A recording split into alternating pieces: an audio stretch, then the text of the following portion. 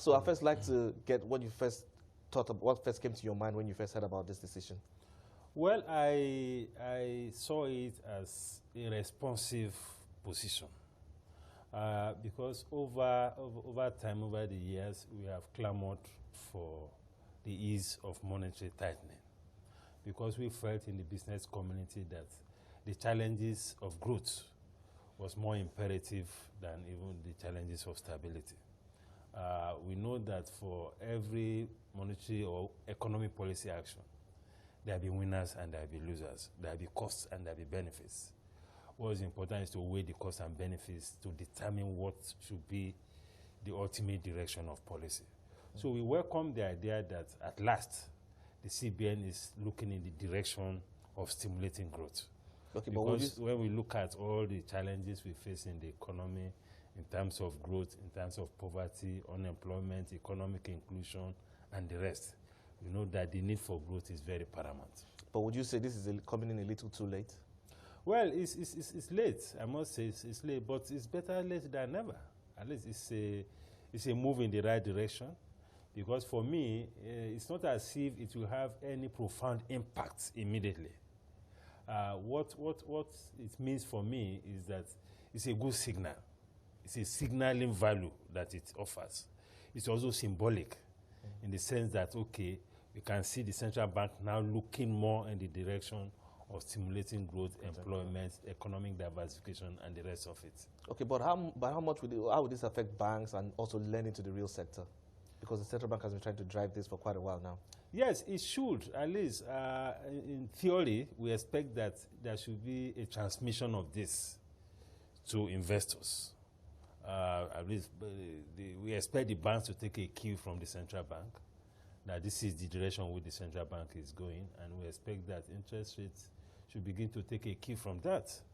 But again, from what we know about the financial markets, it may not be that easy. Unless there is a particular framework by the central bank to put some sort of pressure on the banks to make sure that they follow through with this policy direction.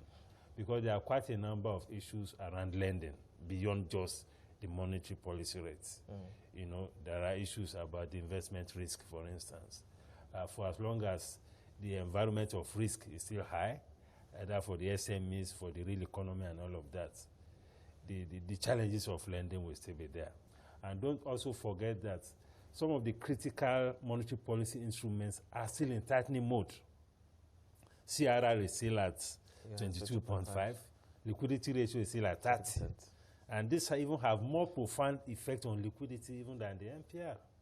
You know, so it's more of signaling thing, really. It may not have something very profound, but I think between the CBN and the banks, I mean, if there could be some moral suasion and all of that, we could begin to see the transmission of the effect of this new direction on businesses. Yeah. I'm also curious about the manufacturers, though. How can they take advantage of this new direction the central bank, or this new signal in the central bank is given?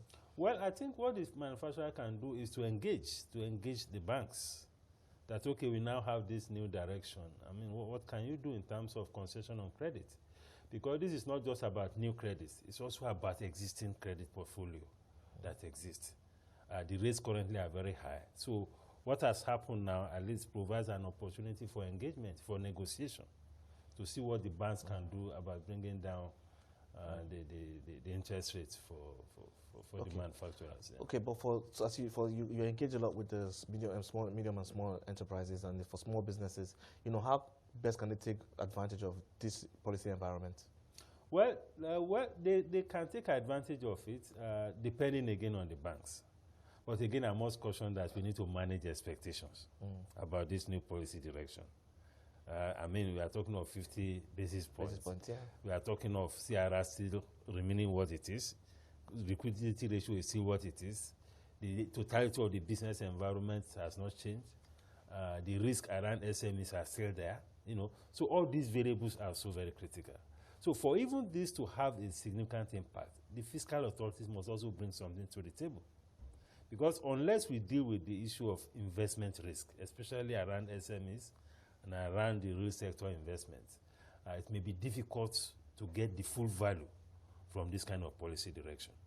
So this brings to the fore again all this talk about, fiscal policy, monetary policy, complementarity, so that, both sides should bring something to the table to ensure that we achieve this critical objective of stimulating growth and creating jobs. Yes, so, which is what I'm talking about now. We're looking at growth and jobs, Yes. but by how much can this move the needle? Well, it can't move it that much. We can see this as just the beginning.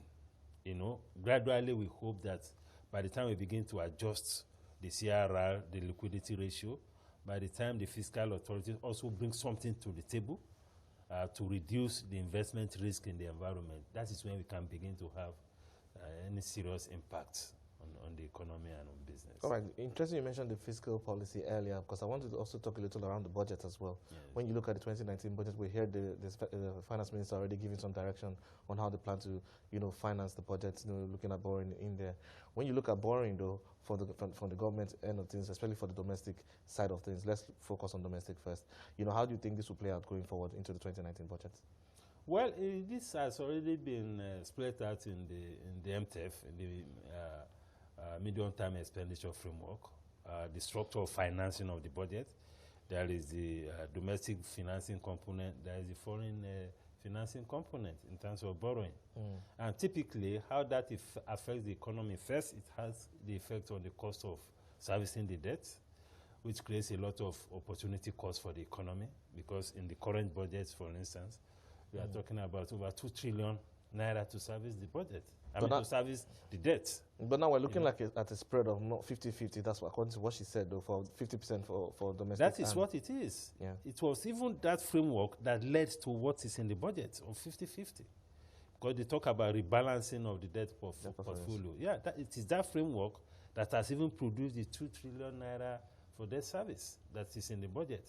So we still have serious issues with domestic borrowing, the implications for the crowding out effect of the private sector, the implication for the huge cost of debt services. Over the past few months, we have seen a number of treasury bills that have been rolled out, federal government bonds. And these things are not cheap in terms of cost of servicing those things.